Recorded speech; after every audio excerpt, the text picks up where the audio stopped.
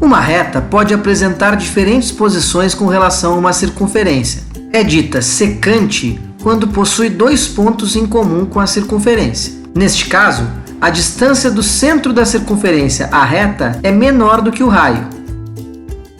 Veja que um raio define um triângulo retângulo com os catetos CM e BM, em que M é o ponto médio de AB. Uma reta é exterior a uma circunferência quando não possui ponto em comum com esta. Neste caso, a distância do centro da circunferência à reta é maior do que o raio. E uma reta é tangente a uma circunferência quando possui um ponto em comum com esta.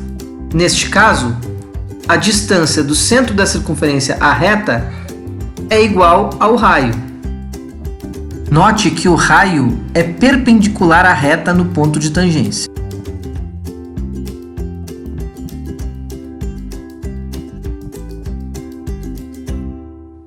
No exemplo 1, vamos determinar qual a posição da reta R em relação à circunferência.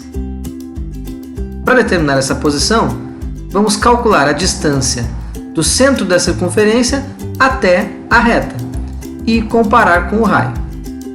Calculando a distância, identificamos o valor igual a aproximadamente 1,3, que é menor do que o raio. Logo, podemos concluir que a reta é secante à circunferência. Vejamos agora alguns casos especiais de tangência. Quando a circunferência é tangente ao eixo das abscissas, o raio dessa circunferência é igual ao módulo da ordenada do centro da circunferência, ou seja, módulo de YC. Quando a circunferência é tangente ao eixo das ordenadas, ou eixo Y, o raio da circunferência é determinado pelo módulo da abscissa do centro da circunferência, ou seja, o módulo de XC. E quando a circunferência é tangente a uma reta de equação conhecida, o raio dessa circunferência é igual à distância do centro da circunferência à reta. No exemplo 2, vamos determinar a equação da circunferência tangente ao eixo x com centro no ponto A. Bom, o ponto A tem coordenadas 4 e menos 2. Com a circunferência tangente ao eixo x, o raio é igual ao módulo do y do centro, ou seja, 2. Conhecendo o centro e o raio da circunferência, podemos determinar sua equação. X menos 4 ao quadrado mais y mais 2 ao quadrado igual a 2 ao quadrado. Desenvolvendo os quadrados aí da equação reduzida, chegamos na equação geral da circunferência.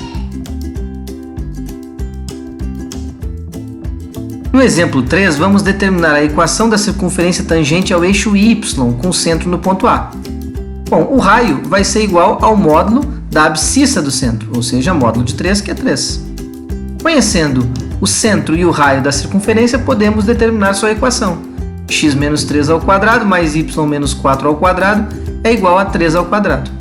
Desenvolvendo os quadrados aí da equação reduzida, chegamos na equação geral da circunferência.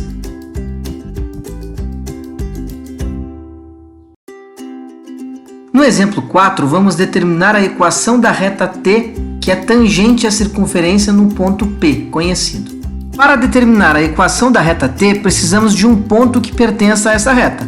Já temos, é o ponto P. Precisamos também do seu coeficiente angular. Sabemos que a reta que passa pelo centro e pelo ponto P é perpendicular à reta T. Logo, identificando o coeficiente angular dessa reta que passa por C e P, conseguimos identificar o coeficiente angular da reta T. Conhecido um ponto e o coeficiente angular da reta T, conseguimos identificar a sua equação, representada pela expressão y igual a 6x menos 28.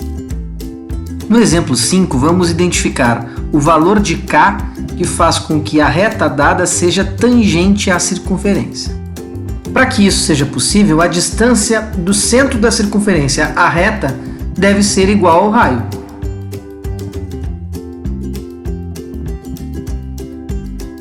Calculando a distância, identificamos uma expressão em função de k.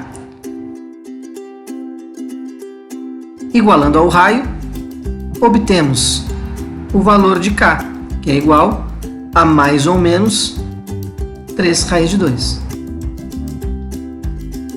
Duas circunferências podem apresentar diferentes posições relativas. Elas são ditas secantes quando possuem 2 pontos em comum. Neste caso, a distância entre os centros das duas circunferências é maior do que o módulo da diferença entre os raios e menor do que a soma dos 2 raios.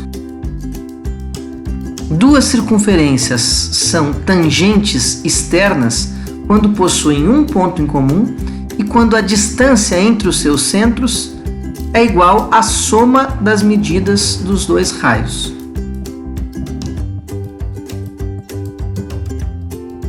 Duas circunferências são tangentes interiores quando possuem um ponto em comum e a distância entre os seus centros é igual ao módulo da diferença entre os seus raios.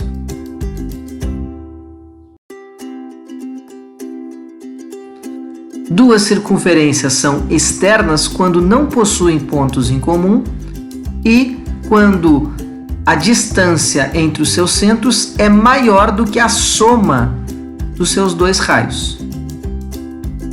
Por fim, uma circunferência é interna à outra quando a distância entre os seus centros é menor do que o módulo da diferença entre os seus raios.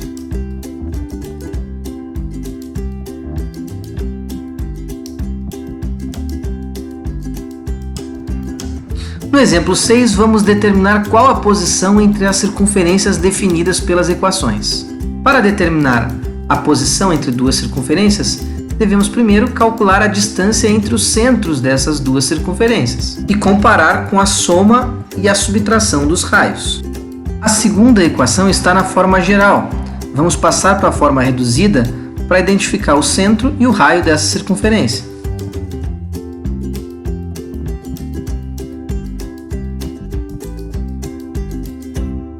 Identificado o centro e o raio da segunda circunferência, podemos agora calcular a distância entre os 2 centros, que é igual a 2. Percebemos que esse valor é igual ao módulo da diferença entre os raios das duas circunferências. Logo, λ1 e λ2 são circunferências tangentes internas. No exemplo 7, vamos determinar a equação da circunferência com centro em um ponto conhecido que tangencia externamente outra circunferência. Sabemos que duas circunferências são tangentes externas quando a distância entre os seus centros é igual à soma das medidas dos seus raios. A partir da equação da circunferência dada, conseguimos identificar as coordenadas do seu centro e a medida do seu raio. Temos o centro da outra circunferência e queremos descobrir o seu raio. Calculando a distância entre os 2 centros, identificamos que o valor é igual a 10. Essa distância é igual à soma dos 2 raios. Como um desses raios é 6, conseguimos, através dessa equação, identificar a medida do outro raio, que é 4.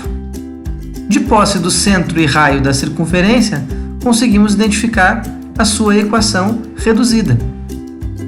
Desenvolvendo os quadrados da equação reduzida, chegamos na equação geral da circunferência.